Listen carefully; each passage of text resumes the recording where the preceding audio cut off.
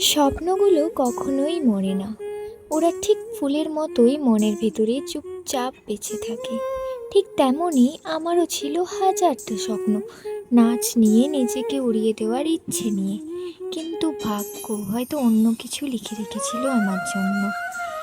কোথাও একটা না পাওয়ার গল্প থেকে যায়, কিছু স্বপ্ন অসম্পূর্ণ রয়ে যায়। চোখ বন্ধ করতেই সেই স্বপ্নগুলো আবারও ডানা মেলে। দেখেছি সবে